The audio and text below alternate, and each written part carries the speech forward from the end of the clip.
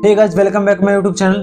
तो दोस्तों, आज मैं आपको कुछ ऐसी इजी और बेस्ट टेक्निक्स बताऊंगा जिनकी हेल्प से आप किसी भी पोर्ट्रेट के हेयर्स बना सकते हो। और दोस्तों, आपको ये टेक्निक्स सीखने के लिए आपको वीडियो में शुरू से आखिर तक बने रहना होगा, तभी आप सीख पाओगे। अब दोस्तों, सबसे पहले हम इनके हेयर्स में शेडिंग करने के लिए अपने रेफरेंस को इस तरह से जूम करेंगे। देन इसके बाद हमें देखना है कि जो हमारे जो हेयर्स हैं इनका फ्लो किस डायरेक्शन में है। जैसे कि हमारे इन हेयर्स का फ्लो इधर की तरफ को है, इस डायरेक्शन में है, नीचे से ऊपर की तरफ को है, तो हम इन्हें नीचे से ऊपर की तरफ को ऐसे बनाएंगे, मतलब नीचे से ऊपर की तरफ को बनाएंगे। और दोस्तों, ये जो साइड वाले हेयर्स हैं इनका फ्लो इधर की तरफ को है, तो हम इन्हें इधर की तरफ को बनाएंगे।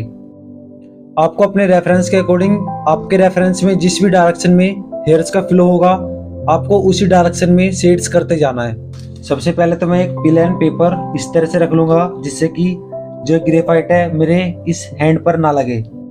सबसे पहले मैं इसमें 2B पेंसिल से शेडिंग करूंगा।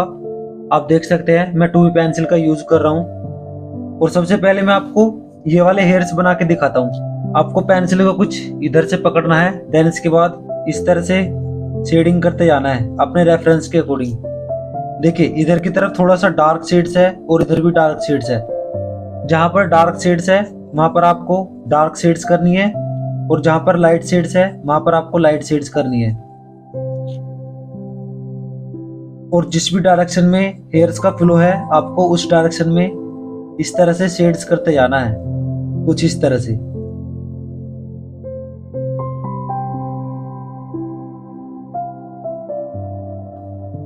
मैं अपने हैंड को बहुत ही लाइट प्रेशर्स के साथ मूव कर रहा हूं ताकि मैं इसमें अच्छे से शेड्स कर पाऊं।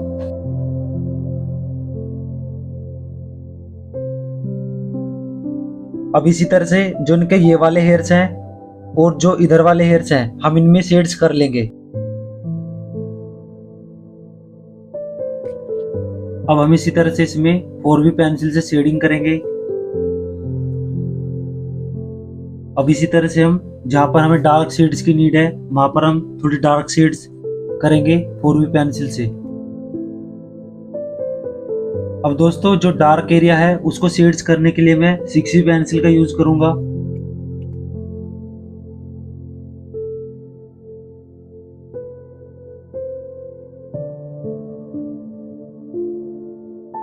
अब दोस्तों, हम इस शेडिंग को ब्लेंड करने के लिए इस फ्लैट ब्रश का यूज करेंगे। और इस फ्लैट ब्रश को आपको इधर से पकड़ना है, इतने दूरी से आपको इस तरह से शेडिंग को ब्लेंड करना है, कुछ इस तरह से।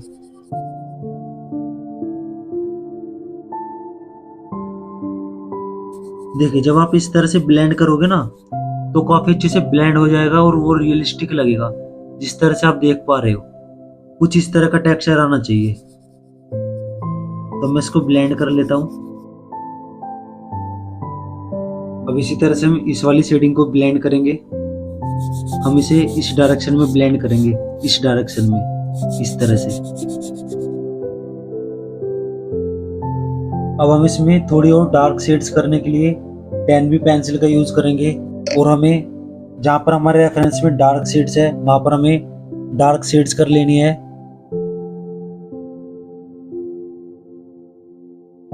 कुछ इस तरह से।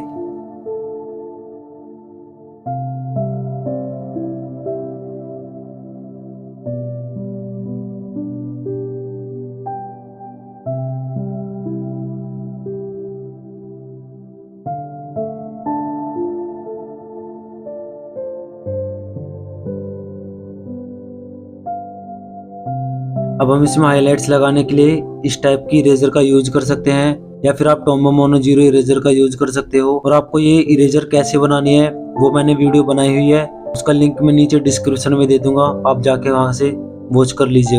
अब इस इरेजर से हाइलाइट्स लगाने के लिए आपको इसे कुछ इस तरह से मूव करना है और इस तरह से हाईलाइट्स लगाते जाना है।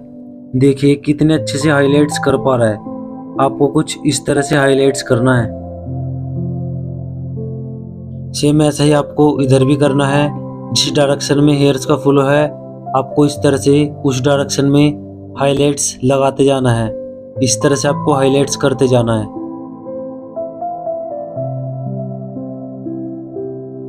या फिर आप इस टाइप की इरेजर का भी यूज कर सकते हो। ये इरेजर भी सेम है, आप इन दोनों इरेजर में से किसी भी इरेजर से इसको हाईलाइट्स कर सकते हो।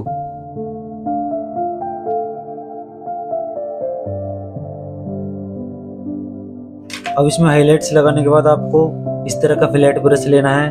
देन इसके बाद इस तरह से धीरे धीरे इन हाईलाइट्स के ऊपर इस तरह से इसको रब करना है, हल्का हल्का सा, बहुत ही स्मूथ तरीके से। जब आप इस तरह से करोगे तो जो इसमें हार्डनेस है वो इसमें हार्डनेस खत्म हो जाएगी और इसमें एक सॉफ्टनेस आएगी, नेचुरलपन आएगा।